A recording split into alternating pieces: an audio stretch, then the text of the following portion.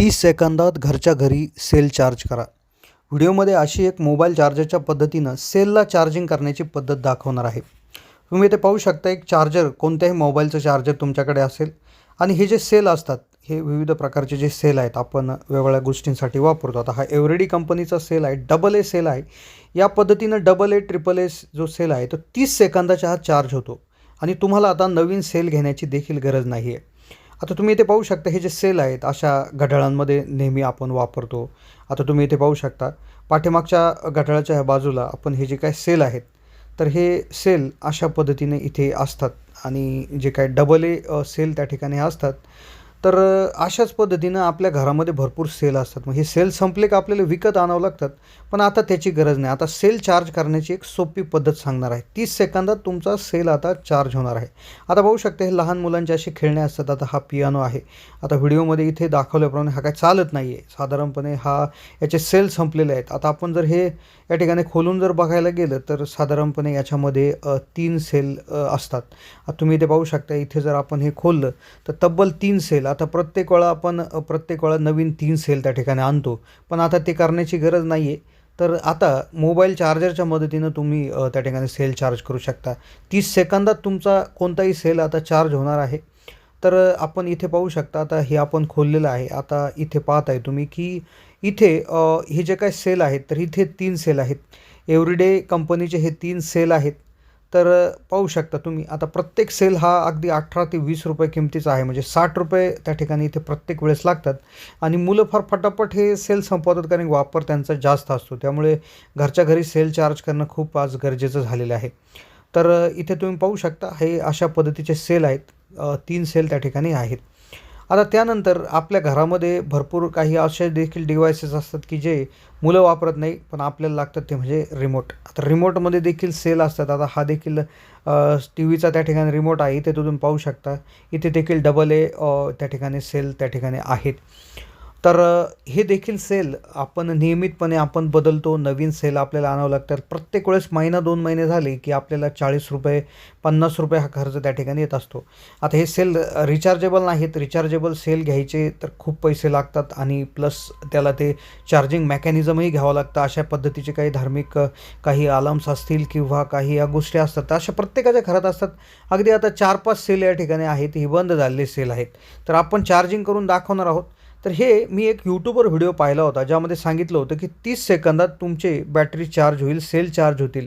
तर त्यात सांगितल्याप्रमाणे कृती करून आपण पाहण्याचा प्रयत्न करणार आहोत आणि पाहणार आहोत नक्की 30 सेकंदामध्ये आपला सेल चार्ज होतो की नाही. आता त्यासाठी काहीच आपल्याला फारसं अवघड काही नाही आहे. तुमचे सेल जे असतील, बंद पडलेले सेल जे असतील, तर ते सेल तुम्हाला लागतील. त्या ठिकाणी याचं व्होल्टेज जे आहे तर 1.5 व्होल्ट त्या ठिकाणी याचं जे व्होल्टेज असतं ते असतं आणि ज्यावेळेस बॅटरी उतरते किंवा कुठलाही सेल उतरतो तर त्यावेळेस जे व्होल्टेज असतं ते कमी झालेलं असतं. तर आपण काय करणार, त्याला चार्जरच्या माध्यमातून व्होल्टेज देणार आहोत. आता चार्जर पहा, कुठल्याही मोबाईलचं चार्जर असतं तर आपल्याला एक चार्जर, त्यानंतर एक चार्जिंग वायर या ठिकाणी लागणार आहे. आता ही जी काय वायर असणार आहे, शक्यतो तुमची कुठलीही एखादी खराब वायर असेल तर ती तुम्ही घेऊ शकता, कारण की ही वायर आपल्याला तुम्ही इथून पुढे पाहू शकता ही वायर आपल्याला कट करायची. आता अशा पद्धतीनं आपण या 3 गोष्टी आपल्याला लागतील. सेल, त्याचबरोबर एक चार्जर, USB चार्जर आणि USBची वायर त्या ठिकाणी आपल्याला लागणार आहे.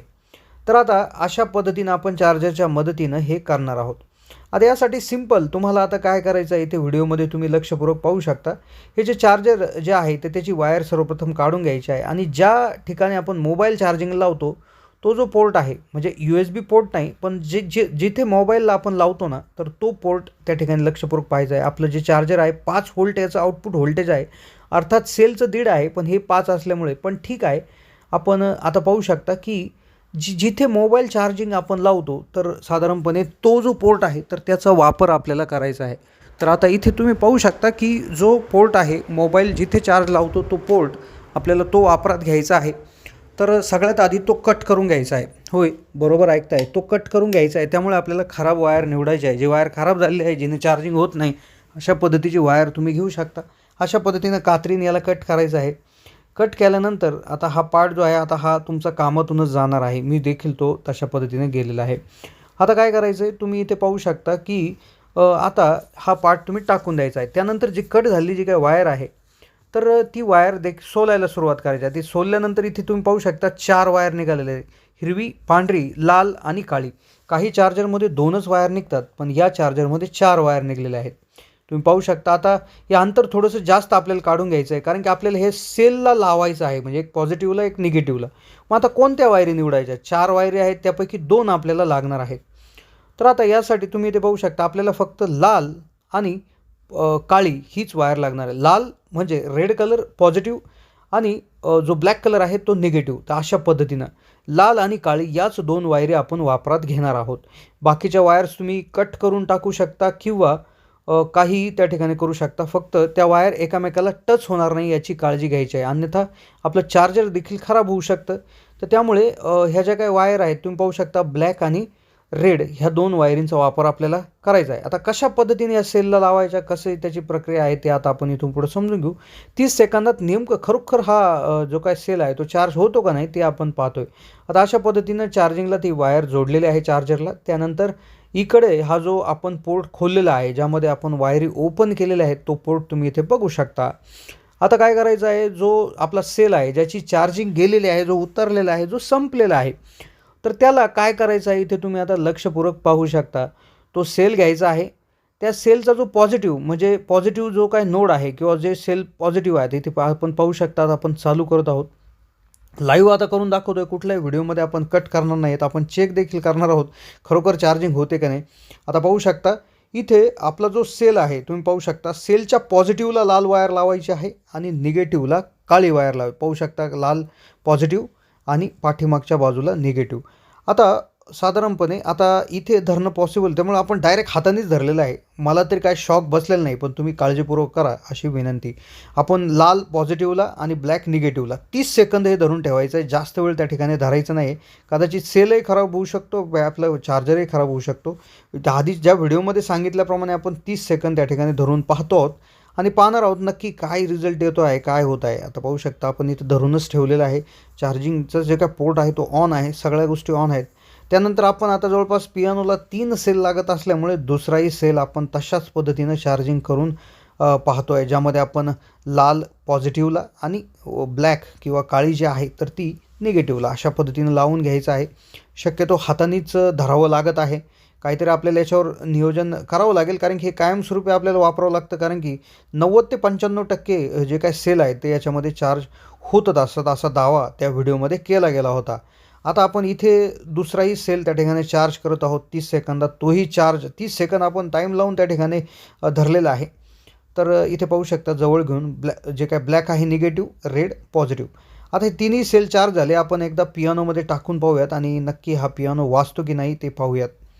तर हे तीनही सेल त्या ठिकाणी इथे टाकून बघितलेले आहे आणि आता वरून त्या ठिकाणी वर खाली होत असल्यामुळे त्यामध्ये जी वरतील जे काय त्याच्यावरचं जे आवरण आहे तर ते देखील आपल्याला लावणं गरजेचं आहे. तर आपण ते देखील आता आवरण लावत आहोत. ते आवरण लावल्यानंतर इथे स्क्रू दिलेला आहे तो देखील टाईट करणं खूप गरजेचं असतं, नाहीतर फिटिंग लूज होऊन त्या ठिकाणी.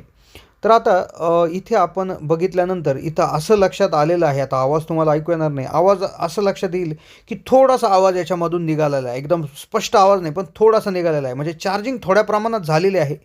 तर माझं तरी मत असं आहे की चार्जिंग याच्यामध्ये होत आहे, पण थोड्या प्रमाणात होत आहे असं माझं मत आलेलं आहे. तर कसा वाटला व्हिडिओ कमेंटच्या माध्यमातून कळवा. चॅनलला नवीन असाल तर जरूर सबस्क्राईब करा. धन्यवाद.